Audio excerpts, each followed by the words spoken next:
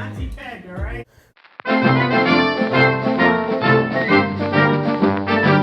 Police are talking to a suspect in a hit and run that left a teenager with broken legs. Officers say the driver's story is not adding up. As Bree Season shows us, police are now testing his car. Underneath this dark gray Honda, Leominster police say there are telltale signs it smashed into a kid on his bike and kept going. There are gouges underneath the car in the plastic, and there's plastic on the bike. 16-year-old Joshua Carrillo, hospitalized with 2 broken legs, was riding the bike Monday night with his cousin. And I tried chasing the car too, but yeah, I wasn't successful in that. Police say the driver took off with Joshua's mangled bike pinned under the vehicle and kept driving for about a mile, leaving scrape marks on the road behind it. Police caught a break after media coverage of the crash. A caller said her family member had contacted her Monday night needing help after hitting a curb and blowing 2 tires. Put 2 and 2 together, and I think actually said, I'm convinced it was him. Police won't name the person they believe was behind the wheel, but say he's a married father of 3 and that the car isn't registered to the 34-year-old who does not have a valid driver's license. Though they like their chances of solving the crime, investigators still need more evidence. So his story's not consistent, but we want to get a search warrant for the phone and forensics on the bike. In Leominster, Bree Season, WBZ News.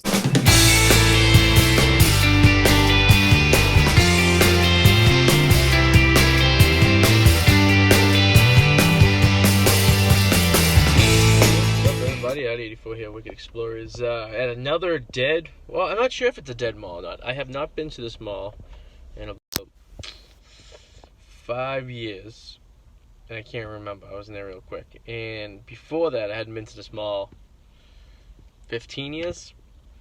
We are at the Mall at Whitney Field in Leominster, Massachusetts, off of Route 2 in I-190. This used to be called the Searstown Mall. It was opened in 1967. The Sears still looks pretty not changed from the outside of it. If you're looking at it, it looks like the original Sears. And I remember that from when I was at the mall the first time, several years ago. So the parking lot's crowded, but the parking lot at the last mall was crowded too. And I figured it doesn't necessarily mean anything because there's a Burlington Coat Factory and there's like a Old Navy. It looks like a lot of these stores took over large portions of the smaller stores to form bigger stores. I think that's what's going on here. So we're gonna go in this mall. We're gonna check it out, see what the hell's going on. If it's a dead mall, cool. If it's not, then at least we get to explore this mall. We'll see how it is. All right, cool. All right, everybody. We are now walking in the mall here. I figure I'll give you a little history about this mall as we walk through it. Obviously, as most malls, they don't allow people to videotape, so I had to be very, chill and candid with this camera. So I use my camera, I put it down low, and I kind of walk around and, pretend, it's just sitting in my hand. So as we walk in, this is the original section of the mall right here with the Sears. As I said before, the Sears looks pretty dated. Give you a little history in the mall. The Mall at Whitney Field, formerly known as Searstown Mall, is an enclosed shopping mall center located off Route 2 in the junctions of Interstate 190 in Leominster, Massachusetts. The mall opened in 1967 and was renovated and renamed in 2004. The mall features a JCPenney's, I guess it was originally a Filene's, Sears, and a Burlington Coat Factory. The mall was previously owned by Walton Street Capital LLC of Chicago until May of 2003, when Vintage Real Estate acquired the mall with no plans to renovate or turn around the struggling mall. It's a dying mall. I'll give you that. It was kind of empty. 75 stores, 4 anchor stores. The mall originally opened in 1967 as a Searstown Mall. The mall originally opened with a Sears, an RH White, and a Bradley's as the anchors. Market Basket was next to W.T. Grant with an outside entrance, and there was a Toys R Us. The mall expanded substantially in the 1980s, adding a long wing created from a closed RH White building leading into the JCPenney store. And you can tell, right now we're walking through the old section, and you can tell by the skylights right there. It's very old design of a mall. You can tell when we get to the new section because it's more of an elongated skylight, which is pretty cool. In 1992, Sage Allen's closed their store at the mall and was replaced by Service Merchandise. Around the same time, Toys R Us built a store that was attached to Bradley's but had an exterior entrance. Macca-Basket is located on an outlet. In 1990, changes came to the mall. Service Merchandise closed. The long side wing leading to the old store emptied out. In 2000, the big box and wing turned much of it into a old Navy store. So a lot of these like smaller stores were turned into larger stores, basically taking up all the space they could. Let's see, where was it? Let's talk about I talked about the expansion in the 80s where oh, here it is. After Bradley's departed in 2001, the mall was left with a large vacancy. Bradley's store was later demolished in 2002, and they put an entrance there. So it's a small little entrance that we will be walking up close to. Coming up, it's on the left-hand side where it says security, right where the old and new mall meet. Finally, built a 2-level store a little bit close to where that is. That old Bradley's entrance was, which is pretty cool.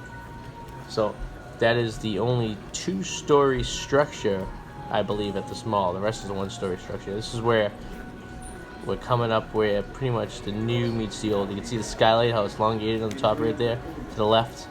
That's how we know we're in the old new section going from the old section. In 2004, the mall was extensively renovated and renamed to the Mall at Whitney Field, most likely to attempt to bring shoppers from the more influenced I-495 suburbs. The mall was sold for $82 million to the Walton Street Capital LLC of Chicago. Circus City was later closed and replaced with Ultimate Electronics in 2010. The chain went out of business only a year later. Stephen Berry's became Joanne Fabrics in 2010. In 2013, the mall changed ownership again. The mall was sold from Walton Street LLC of Chicago-based to Vintage Real Estate for an undisclosed price. Vintage Real Estate bought the center with the plans to renovate and turn around the struggling mall. Immediately after Vintage Real Estate acquired the mall, they announced the signing of a 10-year lease with Burlington Coat Factory to occupy the former Circuit City space that was vacant for years. Burlington Coat Factory expects the store to open in early 2004. Well, this is a little dated because it's already open. Old Navy used to have an exterior entrance only, moving into a vacant space inside the mall in order to accommodate additional Burlington Factory. The new store opened in 2004, features both interior and exterior. On March 14, 2008, Toys R Us announced they would be closing all 800 locations in the U.S., including the Mall at Whitney Field location due to bankruptcy. The store closed on June 29th, 2018. This was actually in the mall. In March of 2019, Gardner Furniture Outlet opened in the former Toys R Us space. Alright, so this is the JCPenney's. This is the end of the mall, the newest wing of the mall. We had just passed the food court. We're about to pass the food court again. It is a sad, sad food court. There is nothing going on in this thing. There's a Dunkin' Donuts. There's a couple restaurants. Security guys were just hanging out. There was really nothing to write home about. A lot of old people playing board games in this area. I went during the week, around lunchtime, and there was nothing here. It's definitely a dime mall. You could tell by the mom and pop stores. You could tell by, the vacancies. Much like the Liberty Tree Mall, where there were so many vacancies for smaller stores, what they do is they take those all over, and one store goes in there, similar to pretty much with the Joanne Fabrics is in this mall. They took a large quantity of stores to kind of, redo. I never worked at this mall, but the old company I used to work at, Finish Line, is in this mall. The first time I was in this mall was 2006. 2007. I was up in the Lowell area, and I just had some time to kill, so I wanted to check this mall. I'd never been there before, and I went back about 5 years ago, and not much has changed. If anything, it's gone downhill, if you will. Here we are walking back into the old section of the mall. Yep, there you go. So that entrance right to your right was the entrance to Bradley's. That's where Bradley's was, and then they ripped it down, and they made it just an outdoor entrance. And as we go down a little bit further, there was a new entrance produced for the two-story filings. So this is the Mall at Whitney Field in Leominster, Mass, formerly the Searstown Mall. Opened 1967, major renovation in 1980, and another one in 2004. Check it out if you're into this stuff. It's a really cool mall to see. It's a lot longer than it appears. I was walking and I didn't realize how long the mall goes, so it's pretty cool. Go during the day like I did. There's not much going on. This wing right here, we're walking down real quick. There's a Chuck E. Cheese down here, and this is where the Burlington Coat Factory is too. It's also original part of the mall. It looked like, so it appears the mall was basically shaped like an L initially. Now it's shaped like it's long with a point in the stomach of it, I guess you could say. That's basically the mall. Yeah, some of the stores are some original storefronts of some of these old stores too, which is kind of cool too. So check it out. I hope you enjoyed this, and we'll go back to myself in the car with the recap. So take it away, Arty. All right. So my conclusion of the Mall at Whitney Whitney Field rather, aka Searstown Mall, in Leominster, Massachusetts, is that in fact, this looks like an old Toys R Us right there. Dying Mall. As I mentioned in the video, I can tell where the original 1967 structure began, and you can see where they added the 1980 structure. Alright, we're back. We're leaving this place. I'm dodging security all day at this mall.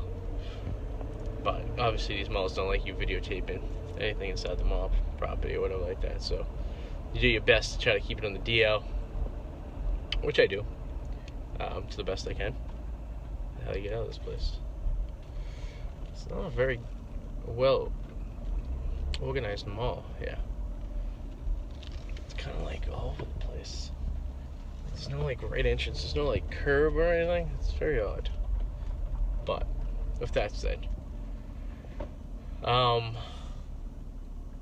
it's a dying mall. You can tell a lot of the stores are starting to go out, and then they're being replaced with mom and pop stores, which usually a sign of a dying mall right ahead.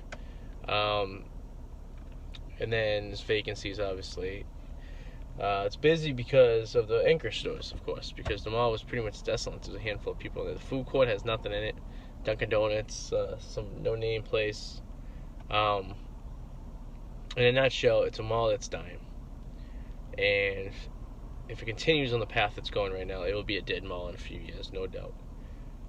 So, there you go. Check it out now. Check it out in a few years. It'll probably be a worse situation than it is now. This is the same problem as the mall in Worcester we covered. There's the Solomon Pond Mall that's a stone's throw away, that is bigger and better. It offers more stores. So like, why would you come here when you can go there? It doesn't make any sense. And that's the differential between these malls these days, the big malls and the small malls. I mean, a long time ago all these malls could survive, and now they can't anymore because people are buying stuff online, and when they want to go to a mall, they're going to go to a good mall that has a bunch of stuff in there. They're not just going to go to the mall down the street because they need, grab something. They'd rather order it online or go to the bigger mall. So that's the problem. You're going to see the strong malls survive, and you're going to see the dying to dead malls go away, and that's going to be it. And they'll never, who knows what's going to happen. It'll probably never happen again. And then it'll be eventually when these big malls will disappear too. I think it's so ironic that back in the 50s we had these outdoor malls, and then they made an effort to close them all up, and now in 2020s almost we're going back to the outdoor malls. That seems to be the marketplace type thing. So it is what it is. But I hope you guys enjoy this. Subscribe, of course, if you will, to the YouTube page. Hit the little alarm on the corner so you get alerts. And check out some of our other videos. Some have a prettier girl on it, who's my wife, who makes things a little more entertaining than I do. So thanks again, guys, and I hope you enjoyed it.